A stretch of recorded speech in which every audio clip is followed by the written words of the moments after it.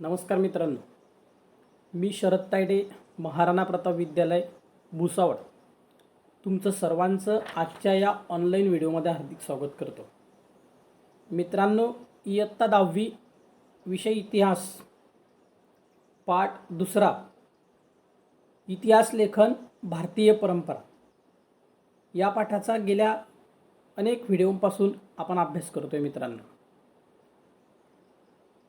भारतामध्ये आणि जगामध्ये इतिहास लेखनाच्या वेगवेगळ्या परंपरा आतापर्यंत तुम्ही पाहिलेल्या आहेत, त्यांचा अभ्यास केलेला आहे. इतिहास लेखनाच्या परंपरांची सुरुवात कशा पद्धतीने होते हे सुद्धा आपण मागच्या व्हिडिओमध्ये बघितलं. मित्रांनो, या ज्या परंपरा निर्माण होतात या परंपरा सामाजिक परिस्थितीमधून निर्माण होत असतात. ज्या देशामध्ये ज्या प्रकारची परिस्थिती असेल त्या परिस्थितीनुसार त्या लोकांचं जीवन, तिथलं हवामान, तिथली राजकीय परिस्थिती, सांस्कृतिक परिस्थिती, तिथलं सामाजिक जीवन, तिथले जगण्याच्या चालीरीती, रूढी परंपरा ह्या त्या तिथल्या परिस्थितीवर अवलंबून असतात आणि त्या माध्यमातून त्यांचा इतिहास घडत जातो वेगवेगळ्या प्रसंगांमधून. आणि मित्रांनो, अशाच प्रकारे एका विशिष्ट सत्तेच्या भोवती संपूर्ण इतिहास हा केंद्रबिंदू नसून एखाद्या समाजामधल्या दुर्लक्षित घटकापर्यंत किंवा समाजातल्या प्रत्येक घटकाचा इतिहासामध्ये सहभाग असतो आणि त्या माध्यमातून सुद्धा इतिहास लेखन झालं पाहिजे. या प्रकारच्या परंपरा भारतीय इतिहास लेखन परंपरेमध्ये आपण बघतो. त्यामध्ये आपण काल पाहिलं की मार्क्सवादी इतिहास, वंचितांचा इतिहास आणि स्त्रियांचा इतिहास म्हणजे स्त्रीवादी इतिहास लेखन. मित्रांनो, एखाद्या राज्यकर्त्याला केंद्रबिंदू मानून इतिहास लेखन करणं म्हणजे त्या फक्त राजाच्या संदर्भामध्ये त्याने केलेल्या पराक्रमाच्या संदर्भामध्ये इतिहास लेखन. पण जेव्हा एखादा राजा, एखादी सत्ता एखाद्या काळामध्ये जेव्हा इतिहास घडवत असते तेव्हा समाजातले इतरही काही घटक असतात. मग त्यामध्ये काही कामगार, मजूर, श्रमिक किंवा समाजव्यवस्थेने ज्यांना वाडीत टाकलेला आहे असा घटकसुद्धा त्या काळामध्ये जगत असतो. आणि समाजाचा एक दुसरा आधारस्तंभ म्हणजे स्त्री पुरुषाच्या खांद्याला खांदा लावून आपलं कार्य करत असते. आणि अशा प्रकारे मग या कामगारांचा, या मजुरांचा सुद्धा इतिहास घडवण्यामध्ये सहभाग असतो. किंबहुना यांच्याशिवाय इतिहास लेखन पूर्ण होऊ शकत नाही. ज्या इतिहास लेखनामध्ये स्त्रियांचं जे कार्य आहे ते मांडलं जाणार नाही तर तो इतिहास अपूर्ण मानला जातो किंवा अपूर्णच असतो. छत्रपती शिवाजी महाराज म्हटले की जिजामाता यांचा इतिहास आपल्याला अभ्यासावा लागतो. मित्रांनो, भारताच्या स्वातंत्र्याचा लढा म्हटला तर क्रांतिकारक, समाजसुधारक आणि रस्त्यावर उतरणारे सामान्य नागरिक यांचा सुद्धा विचार करणं गरजेचं आहे. त्याचबरोबर श्रम करणारे मजूर, कामगार, शिक्षक, डॉक्टर, वकील हे सुद्धा इतिहास घडवण्यामध्ये महत्त्वाची भूमिका पार पाडत असतात. आणि या अनुषंगाने मग इतिहास लेखनाच्या ज्या परंपरा आहेत किंवा इतिहास लेखनाच्या माध्यमातून झालं ते आपण अभ्यासणार आहोत. त्यामध्ये आपण आज मार्क्सवादी इतिहास लेखनाचा अभ्यास करू. सुरुवातीला मित्रांनो, चला तर मार्क्सवादी इतिहास लेखनाची सुरुवात आपण आता करूया. हे बघा, पान नंबर 12 मार्क्सवादी इतिहास लेखन कशा पद्धतीने सुरू झालं. तर मार्क्सवाद म्हणजे काय हे तुम्हाला आधी समजून घ्यावं लागेल. मार्क्सवाद म्हणजे निसर्गाने जे संसाधनं आपल्याला वापरायला दिलेली आहे, मग उदाहरणार्थ पाणी असेल, जमीन असेल, कोळसा असेल किंवा अनेक प्रकारचे संसाधनं असतील, तर या प्रत्येक संसाधनावरती निसर्गातल्या प्रत्येक घटकाचा समान अधिकार आहे. म्हणजे प्रत्येक माणसाचा त्याच्यावर समान अधिकार आहे. आणि ते संसाधन प्रत्येक व्यक्तीला मिळालं पाहिजे, असा विचार म्हणजे मार्क्सवादी विचार. म्हणजे गावातून एक नदी वाहते, तर त्या नदीच्या पाण्यावरती सर्व सजीवांचा अधिकार आहे. मग तो कामगार असेल, श्रमिक असेल, तो राजा असेल, मग तो प्राणी असेल, जीव असेल, जंतू असेल, या प्रत्येकाला त्या पाण्याचा उपभोग घेण्याचा अधिकार आहे. असा एकंदर विचार म्हणजे मार्क्सवादी विचार मित्रांनो. म्हणजे यामध्ये मार्क्सवादी इतिहास लेखनाला कार्ल मार्क्सने हा सिद्धांत मांडला आहे की निसर्गातल्या साधन संपत्तीवर प्रत्येक व्यक्तीचा समान अधिकार आहे आणि ते सर्वांना सारख्या प्रमाणात मिळाली पाहिजे, असा सिद्धांत मांडल्यावर त्या पद्धतीने जगामध्ये इतिहास घडायला सुरुवात झालेली आहे. म्हणजे मार्क्सवादी इतिहासकारांच्या लेखनात आर्थिक व्यवस्थेतील उत्पादनाची साधने, पद्धती आणि उत्पादनाच्या प्रक्रियेतील मानवी संसाधनांचा विचार हा मध्यवर्ती विचार इथं घेतला गेलेला आहे. म्हणजे मानवाची प्रगती होत असताना त्यामध्ये प्रत्येक घटकाचा विचार अतिशय महत्त्वाचा आहे, प्रत्येक साधनाचा विचार महत्त्वाचा आहे, पद्धतीचा विचार महत्त्वाचा आहे. मग मित्रांनो, यामध्ये प्रत्येक सामाजिक घटनेचा सर्वसामान्य लोकांवर काय परिणाम होतो याचे विश्लेषण करणे हे मार्क्सवादी इतिहास लेखनाचं महत्त्वाचं सूत्र आहे. प्रत्येक कोणत्याही घटनेचा समाजाच्या प्रत्येक घटकावरती परिणाम होतो. उदाहरणार्थ, खूप पाऊस पडला तर या पावसाचा परिणाम समाजाच्या प्रत्येक घटकावरती होतो, कोणताच घटक यामधून सुटत नाही. मग मित्रांनो, जर प्रत्येक घटकावरती याचा परिणाम होतो तर प्रत्येक घटक आहे मध्यवर्ती विचार आहे. मग या प्रत्येक जो परिणाम होणाऱ्या घटकाचा आपण विचार करणं गरजेचं आहे. मग कोणावर वेगवेगळा परिणाम होतो, कोणावर काही परिणाम होतो, कोणावर काही परिणाम होतो. मग मित्रांनो, त्याचे विश्लेषण करणे हे मार्क्सवादी इतिहास लेखनाचं प्रमुख सूत्र आहे. म्हणजे एखादा प्रसंग घडला तर तो प्रसंग घडल्यावर समाजातल्या प्रत्येक घटकावर वेगवेगळा जो परिणाम झाला त्याचं विश्लेषण करणं हे मार्क्सवादी इतिहास लेखनाचं सूत्र. अशा प्रकारे मित्रांनो, मार्क्सवादी इतिहासकारांनी जातीव्यवस्थेत होत गेल्या बदलांचा अभ्यास केलेला आहे. आतापर्यंत जातीव्यवस्थेमध्ये जे जे बदल झाले त्या बदलांचा त्यांनी अभ्यास केला. काय बदल झाले आता आपण बघतो की पूर्वी जातीपातीचं पेव आपल्याकडे खूप मोठ्या प्रमाणात होतं, भेदभाव खूप मोठ्या प्रमाणामध्ये दिसायचा. उदाहरणार्थ, डॉक्टर बाबासाहेब आंबेडकरांनी आणि महात्मा फुलेंनी जो लढा दिला तो जातीय संघर्षाचा लढा होता. तो जर आपण अभ्यासला तर आपल्या लक्षात येतं की आपल्या देशामध्ये जातीय व्यवस्था किती भयंकर प्रमाणामध्ये फोपावलेली होती आणि ती बदलवण्यासाठी या महापुरुषांनी कसा संघर्ष केला आणि हा जो बदल होत गेला या बदलांचा अभ्यास मार्क्सवादी इतिहासकारांनी केलेला आहे. भारतामध्ये मार्क्सवादी इतिहास लेखन पद्धतीचा अवलंब प्रभावीपणे करणाऱ्या इतिहासकारांमध्ये दामोदर धर्मानंद कोसंबी, कॉम्रेड श्रीपाद अमृत डांगे, राम शरण शर्मा, कॉम्रेड शरद पाटील इत्यादींचे योगदान महत्त्वाचे आहे. डांगे हे भारतीय कम्युनिस्ट पक्षाचे संस्थापक आहे. भारतामध्ये जो कम्युनिस्ट पक्ष आहे त्याचे ते संस्थापक सदस्य आहे. त्यांचे प्रिमिटिव्ह कम्युनिझम टू स्लेव्हरी हे पुस्तक मार्क्सवादी इतिहास लेखनाचं उदाहरण आहे. अशा प्रकारे मित्रांनो, समाजाच्या आर्थिकदृष्ट्या जे बदल होत गेले किंवा जातीव्यवस्थेत जे बदल होत गेले ते बदल मार्क्सवादी इतिहास लेखनामध्ये मांडले गेले आणि त्यामुळे सामाजिक बदलांचा इतिहास जर आपल्याला अभ्यासायचा असेल तर मार्क्सवादी इतिहास आपल्याला अभ्यासावा लागेल. त्या माध्यमातून बदलांचे स्थित्यांतर आपल्याला लक्षात येतील आणि ते मांडण्याचं कार्य मार्क्सवादी इतिहास लेखनामधून झालेलं आहे. अशा प्रकारे हा भारतीय इतिहास लेखनाच्या परंपरेमधला एक महत्त्वाचा भाग आहे मार्क्सवादी इतिहास लेखन. त्याच्यानंतर मित्रांनो, इथं झालं आर्थिक दृष्टीने जे खालच्या दर्जाचं जीवन जगताय, म्हणजे श्रीमंत गरीब उच्च नीच अशा प्रकारचे जे सामाजिक बदल होत गेले, त्या बदलांचा या इतिहासकारांनी अभ्यास केलेला आहे आणि इतिहास लिहिलेला आहे. मग समाजामध्ये अजून एक दुसरा घटक होता की तो जाती व्यवस्थेने शूद्र ठरवलेला होता. म्हणजे आपल्या समाज व्यवस्थेपासून तो वंचित होता. म्हणजे काय, निसर्गाने जे संसाधनं दिली आहे, पाणी असेल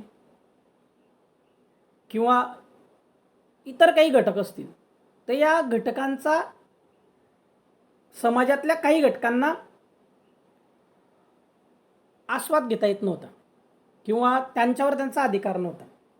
म्हणजे सामाजिकदृष्ट्या त्यांना शूद्र ठरवलेलं होतं आणि अशा शूद्रांना समाजाने आपल्या मुख्य प्रवाहापासून किंवा इतर गोष्टीपासून, त्यांच्या अधिकारांपासून मानवतावादी दृष्टिकोनातून त्यांना वंचित ठेवलं.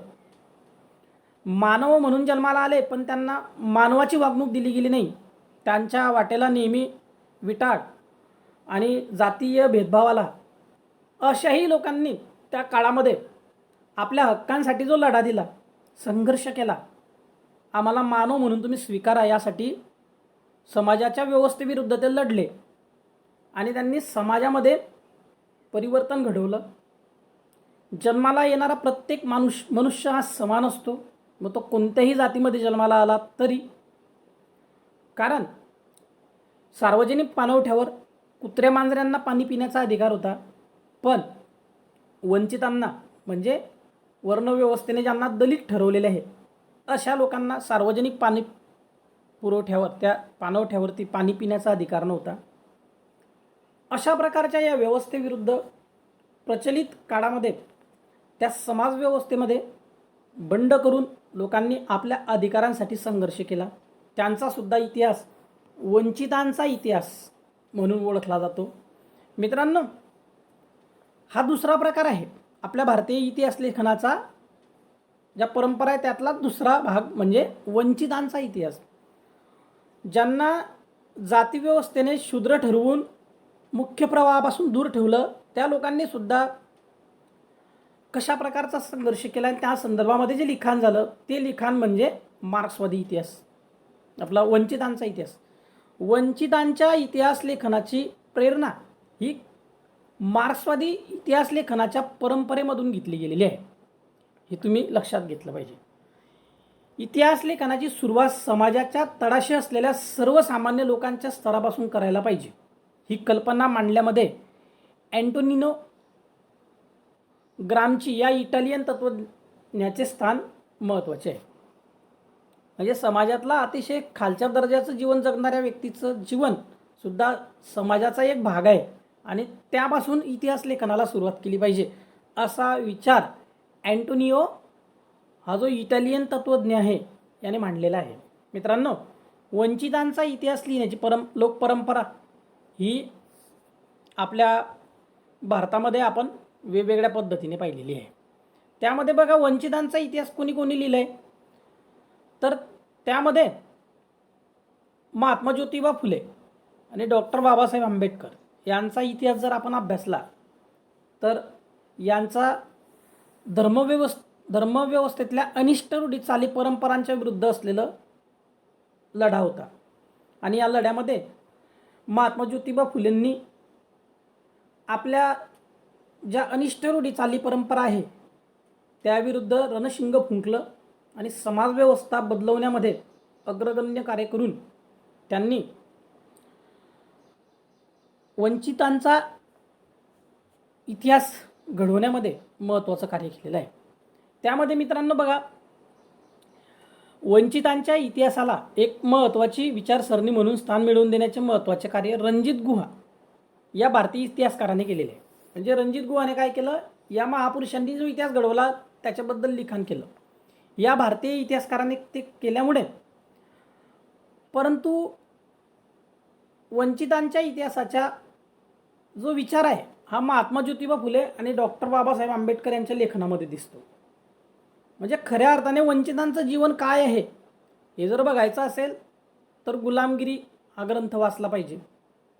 गुलामगिरी महात्मा ज्योतिबा फुलेंनी लिहिला आणि गुलामांचं जीवन कसं आहे, म्हणजे वंचितांचं जीवन कसं आहे, शूद्रातिशूद्रांचा इतिहास त्यांनी नव्याने उलगडून दाखवला. धर्माच्या नावाखाली स्त्रियांना, शूद्रांना, अतिशूद्रांना कशा प्रकारे छळलं जातं, पिळलं जातं, त्यांच्यावर अन्याय अत्याचार केले जातात, याचा धगधगता इतिहास गुलामगिरी या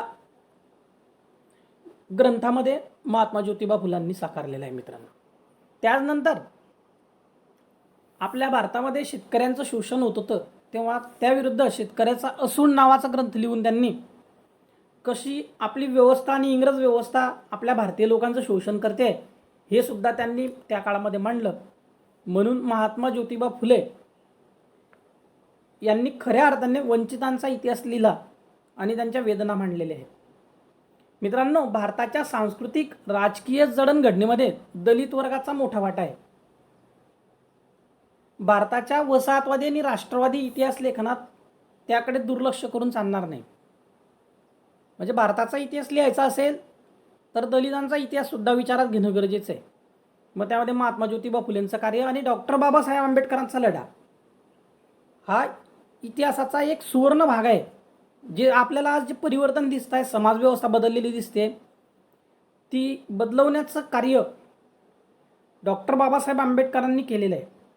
आणि म्हणून डॉक्टर बाबासाहेब आंबेडकरांनी ही गोष्ट करण्यासाठी सतत समाजाचा अभ्यास केला, अनिष्ट रूढी चाली परंपरांच्या विरुद्ध लढा देऊन संघर्ष केला आणि माणसाला मानवाप्रमाणे वागवलं पाहिजे, त्याला जगू दिलं पाहिजे. आम्हीही माणसं आहे ही भावना समाजाच्या प्रत्येक स्तराने समजून घेतली पाहिजे, असं आपल्या लेखनामधून त्यांनी मांडून हू वेर द शूद्राज आणि द अनटेचेबल हा ग्रंथ वंचितांच्या इतिहासाचं उदाहरण आहे. म्हणजे शूद्र व्यक्तीला सार्वजनिक पाणवठ्यावरती पाणी पिण्याचा अधिकार नव्हता, पण कुत्रे मांजरेने पाणी पिलं तरी चालायचं. शूद्राचा जर स्पर्श झाला तर आंघोळ करावी लागत होती, अशी व्यवस्था आपल्याकडे त्या काळामध्ये निर्माण झालेली होती. आणि म्हणून तो सुद्धा विचार याच्यामध्ये होणं गरजेचं आहे. या पद्धतीने डॉक्टर बाबासाहेब आंबेडकर आणि महात्मा फुलेंनी संघर्ष करून तो इतिहास लिहून काढलाय आणि ते लढले सुद्धा आहे. मित्रांनो, समाजाचा, आपल्या देशाचा किंवा जगाचा दोन घटक आहे, स्त्री आणि पुरुष. पुरुष प्रधान कुटुंब संस्कृतीमध्ये स्त्रियांना गौण स्थान दिलं गेलं आणि स्त्रियांनी केलेले पराक्रम, स्त्रियांचं योगदान याच्याबद्दल कुठेच लिहिलं गेलं नाही. आणि म्हणून जगाच्या इतिहासामध्ये किंवा भारताच्या इतिहासामध्ये इतिहास घडवण्यामध्ये स्त्रियांचं सुद्धा योगदान आहे हे सर्व मान्य झालं. आणि त्या माध्यमातून पुरुष प्रधान कुटुंब किंवा पुरुष प्रधान संस्कृतीमध्ये स्त्रियांना सुद्धा स्थान मिळालं पाहिजे, यासाठी ताराबाई शिंदेंनी स्त्री पुरुष तुलना नावाचा ग्रंथ लिहून स्त्रियांची भारतामध्ये काय परिस्थिती आहे आणि भारताच्या सांस्कृतिक इतिहासामध्ये काय योगदान आहे हे सुद्धा त्यांनी प्रकर्षाने जनतेच्या समोर मांडलं. आणि स्त्रियांना त्यांच्या इतिहासाला डावलून चालणार नाही, तर त्यांना सुद्धा समान दर्जाचा अधिकार देऊन, त्यांना सुद्धा समान वागणूक देऊन समाजाच्या व्यवस्थेमध्ये स्वीकारणं गरजेचं आहे, असा विचार त्यांनी मांडला. आणि मित्रांनो, या सर्व विचारामध्ये ताराबाई शिंदेंचं नाव हे सर्वात पुढच्या याच्यावरती घेतलं जातं. त्यांनी स्त्री पुरुष तुलना हा 1882 मध्ये ग्रंथ लिहिला. भारतातील स्त्रीलेखन करण्यामध्ये त्यांनी सुरुवात केलेली आहे. याआधीही झाल्या असेल, पण प्रकर्षाने स्त्रियांचे मुद्दे निर्भीडपणे न घाबरता मांडणारी स्त्री म्हणजे ताराबाई शिंदे. त्यांनी मित्रांनो 1888 मध्ये पंडिता रमाबाई यांचे the high caste Hindu woman हे पुस्तक प्रसिद्ध केलेले आहे. स्वातंत्र्योत्तर काळात झालेल्या लेखन, स्त्रियांना घरी आणि कामाच्या ठिकाणी मिळणारी वागणूक, त्यांच्या राजकीय समतेचा हक्क याविषयी महत्त्वाचे स्थान प्राप्त करून देत आहे.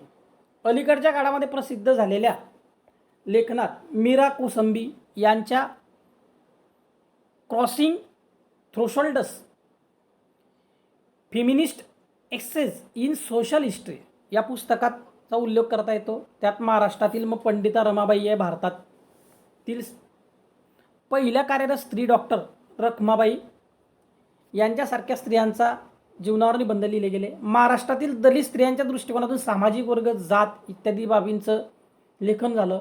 त्यामध्ये शर्मिला रेगे यांचं लेखन महत्त्वाचं आहे. Writing caste, writing gender, writing Dalit women's testimonies अशा प्रकारचं लेखन त्या काळामध्ये झालं.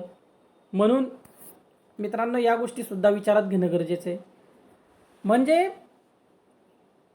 भारतामध्ये स्त्रियांचं योगदान केवढं महत्त्वाचं आहे हे त्यांनी निर्भीडपणे मांडलेलं आहे. यामध्ये दलित स्त्रियांच्या आत्मचरित्रावर त्यांनी लिहिलेल्या निबंधाचं संकलन केलेलं आहे.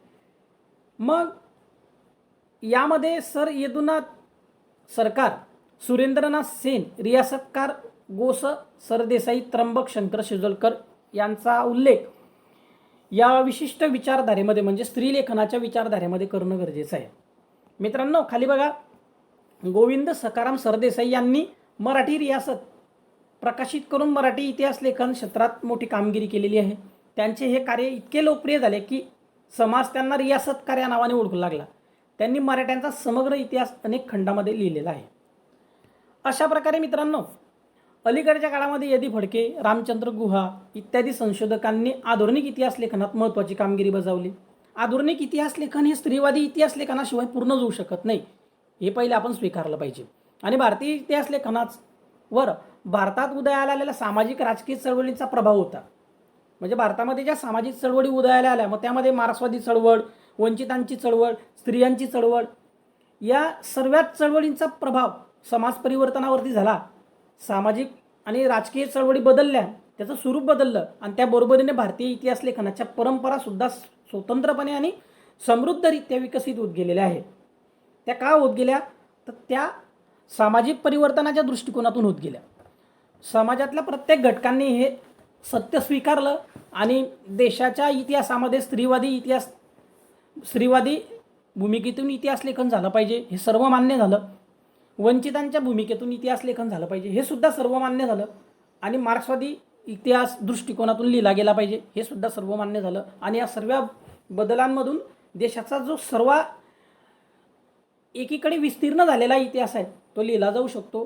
ही संकल्पना प्रस्तुत पाठामधून रूढ झाली आणि आपल्याला सुद्धा एक गोष्ट प्रकर्षाने जाणवते की समाजातल्या प्रत्येक घटकाचा इतिहास घडवण्यामागे किंवा इतिहास घडण्यामध्ये योगदान असतं. म्हणून प्रत्येक घटकाचं वर्णन इतिहास लेखनामध्ये आलं पाहिजे, ज्याच्यामधून सामाजिक आणि राजकीय चळवळींचे जे बदल होत घेतात त्याचा अभ्यास पुढच्या पिढीला करता येतो. आणि म्हणून मित्रांनो इतिहास लेखनाच्या ज्या भारतीय परंपरा आहे त्या आपल्याला इथं कशा अभ्यासायच्या आहे ते आज आपण इथं शिकलेलो आहोत. हा पाठ इथं संपलेला आहे.